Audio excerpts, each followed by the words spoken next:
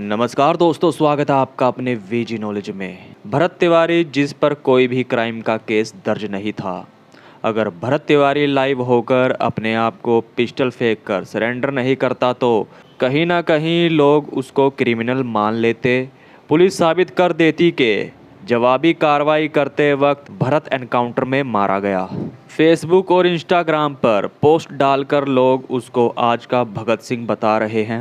उसका मुख्य कारण ये भी है कि वो वैसे ही सोच रखता था। बिहार स्टेट का जिला भोजपुरारा, थाना शाहपुर। काशीनाथ तिवारी शाहपुर थाना क्षेत्र के गांव बिलोटी के रहने वाले हैं। काशीनाथ तिवारी बिहार पुलिस में बतौर हवलदार की पोस्ट पर थे। 2016 में वो रिटायर्ड हो गए थे। उनके 3 बेटे थे, जिनका नाम बसंत तिवारी, दूसरे का नाम भरत भूषण तिवारी और तीसरे नंबर के बेटे का नाम चंदन तिवारी है। काशीनाथ की पत्नी का नाम आशा देवी है। सबसे बड़े बेटे की शादी हो जाती है।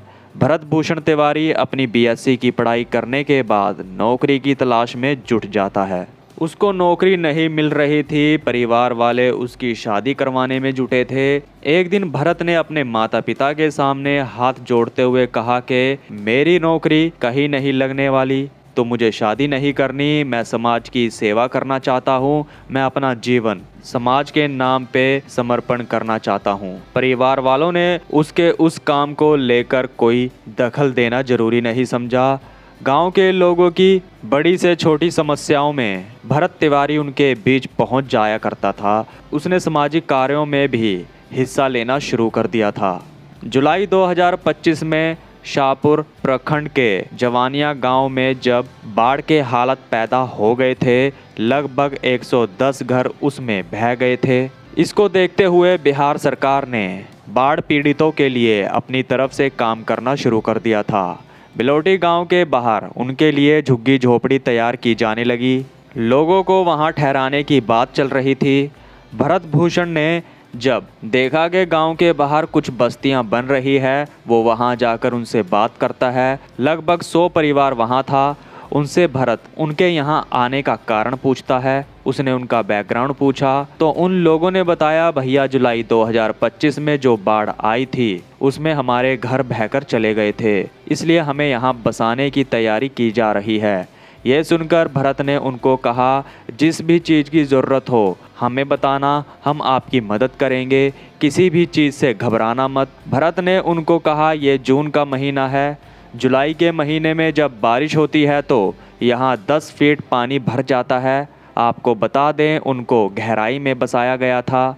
इसको लेकर भरत ने उनको कहा, मैं बात करता हूँ। वो सरकारी दफ्तर में जाता है। वहाँ जाने के बाद जवानिया गांव से आए उन परिवार वालों के बारे में वो बात करता है। उनकी मांगों को उसने उन अधिकारियों के सामने रखा। इन मांगों को उठाते वक्त उसकी अधिकारियों से बहस हो जाती है। बहस इतनी बढ़ गई थी कि भरत को उन्होंने पागल बता दिया था और कहा कि तुम यहाँ बार बार आ जाते हो।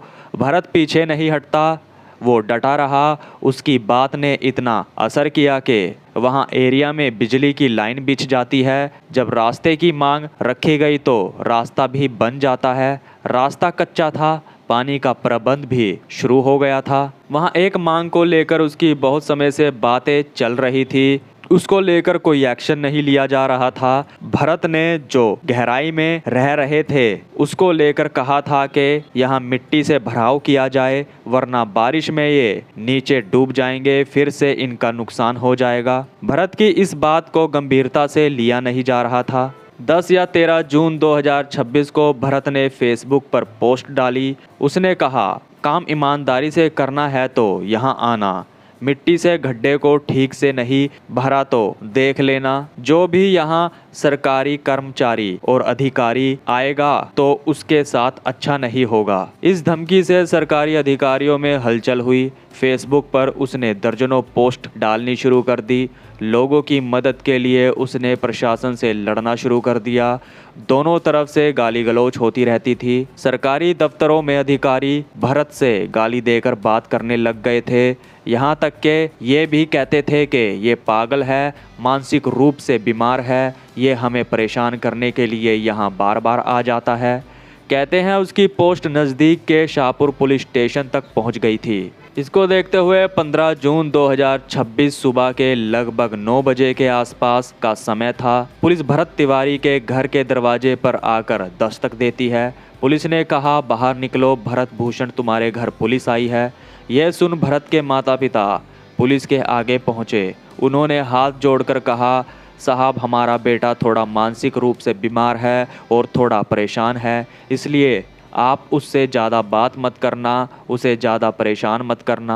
देखो हमारा बेटा लोगों की मांगों को सरकारी कर्मचारियों के आगे रख रहा है, प्रशासन के आगे रख रहा है, तो आप भी थोड़ी मदद कीजिए। उस समय पुलिस को भरत भूषण घर पर नहीं मिला था। पुलिस फिर से दोपहर 12 बजे के आसपास वहां आती है। पुलिस पर भी दबाव बनाया जा रहा था। 12 बजे भी पुलिस को वो घर नहीं मिलता। पुलिस वहां से चली जाती है। 16 जून 2026 सुबह के 8 बजे के आसपास इस बार भरत भूषण घर पर ही था और उसके पास हथियार था। अवैध पिस्टल उसके पास थी। जब पुलिस से उसका आमना सामना हो रहा था तो थानेदार के सामने भरत पिस्टल लहराते हुए बातचीत कर रहा था। वीडियो बनाई जा रही थी। उस वीडियो को उसने अपने फेसबुक पर अपलोड कर दिया। वीडियो तेजी से वायरल हो जाता है। जैसे ही वीडियो वायरल हुआ, न केवल बिहार में बल्कि पूरे भारत में ये वीडियो लोगों तक पहुंच जाता है। 16 जून को भी पुलिस को खाली हाथ लौटना पड़ा था। एक बार फिर से पुलिस 12 बजे वहां पहुंची, लेकिन फिर से पुलिस को खाली हाथ लौटना पड़ा। जब वीडियोस वायरल होने लगे तो बिहार के मुख्यमंत्री, जिले के एसपी और सारे अधिकारियों तक यह वीडियो पहुंच जाता है। पुलिस पर सवाल उठने शुरू हो गए। इससे पुलिस की ईगो हर्ट हो चुकी थी। थानेदार ने अपने हिसाब से फैसले लेने शुरू कर दिए।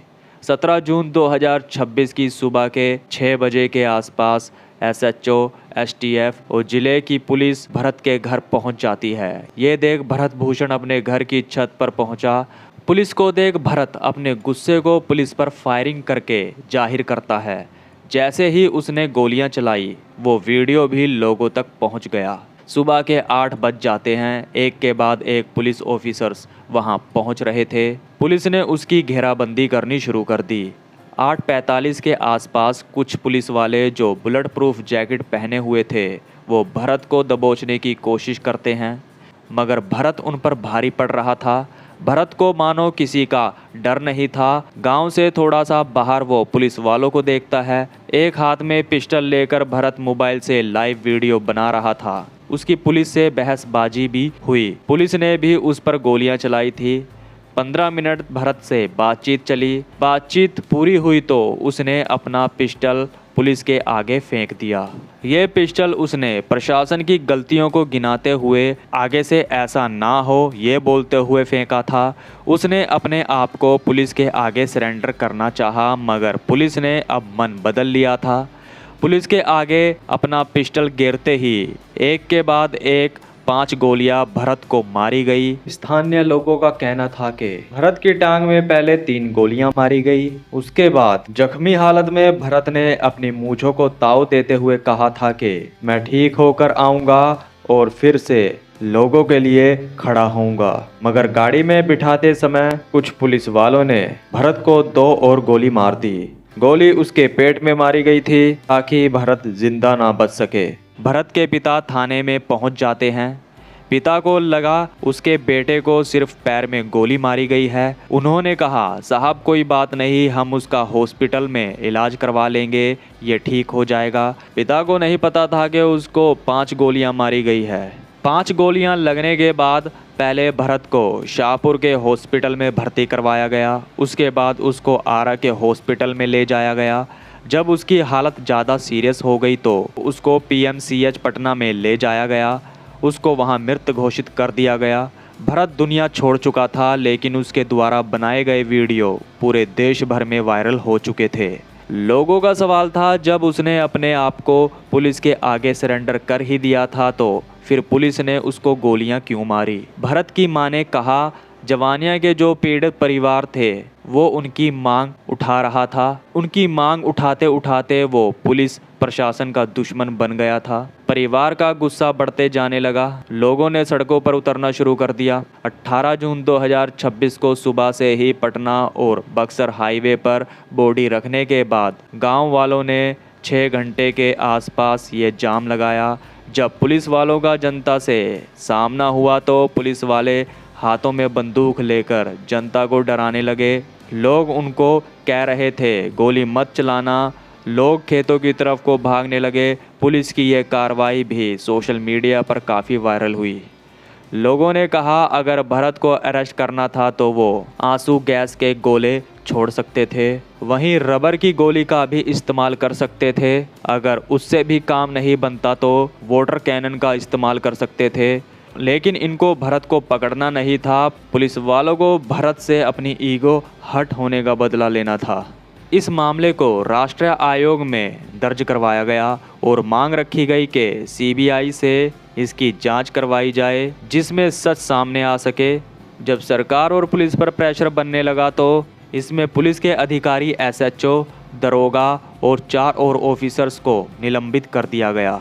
भरत केवल सरकार से ये चाहता था जो वो जनता से वादे करती हैं उन वादों को वो पूरा करे। लोगों का कहना है पुलिस वाले सिर्फ एक कठपुतली हैं, उनको नचाने वाले ऊपर बैठे हैं। भरत भूषण की ये गलती थी, वो लोगों की मांगों को सामने रख रहा था। अगर सरकारी अधिकारी अपना काम ईमानदारी से कर रहे होते तो भरत को हथियार उठाने की नौबत नहीं पड़ती। तो दोस्तों ये थी भरत भूषण तिवारी की ज़िंदगी से जुड़ी कुछ बातें। अब तक के लिए इतना ही। तो नमस्कार दोस्तों।